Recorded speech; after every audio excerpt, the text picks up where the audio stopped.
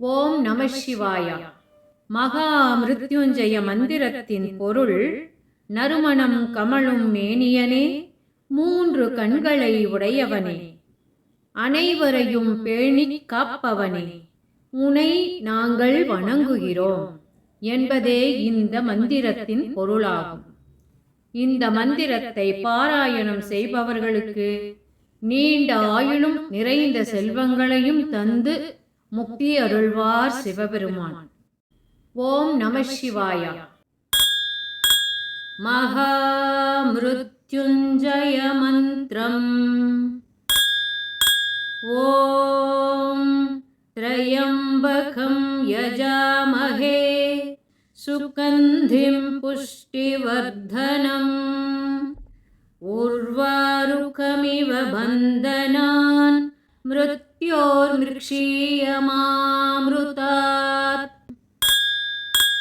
ஓம் த்ரயம்பகம் யஜாமஹே சுகந்திம் புஷ்டிவர்தனம் உர்வாருகமிவ பந்தனான் மிருத்யோர்மிருக்ஷீயமாம்ருதாத்.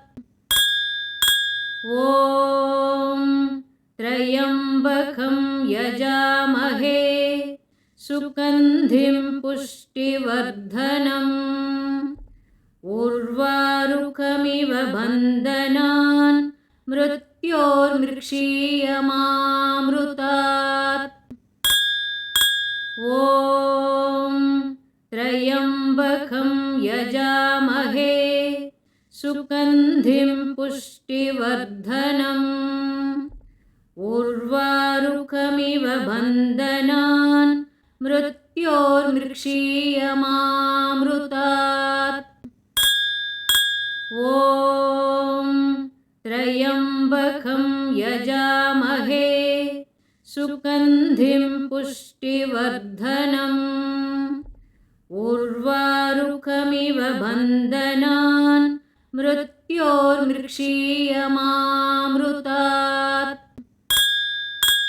ஓம் த்ரயம்பகம் யஜாமஹே சுகந்திம் புஷ்டிவர்தனம் உர்வாருகமிவ பந்தனான் மிருத்யோர்மிருக்ஷீயமாம்ருதாத்.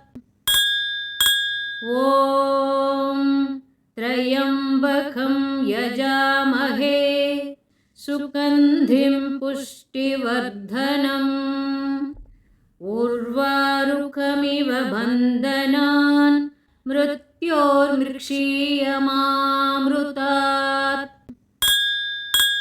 ஓம் த்ரயம்பகம் யஜாமஹே சுகந்திம் புஷ்டிவர்தனம் உர்வாருகமிவ பந்தனான் மிருத்யோர்மிருக்ஷீயமாம்ருதாத்.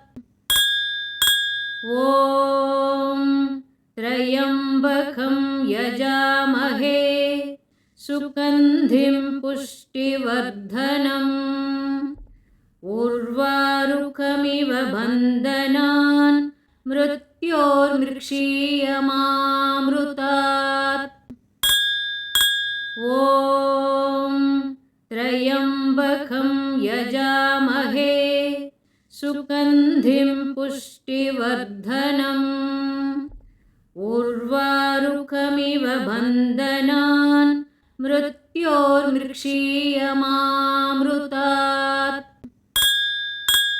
ஓம் த்ரயம்பகம் யஜாமஹே சுகந்திம் புஷ்டிவர்தனம் உர்வாருகமிவ பந்தனான் மிருத்யோர்மிருக்ஷீயமாம்ருதாத்.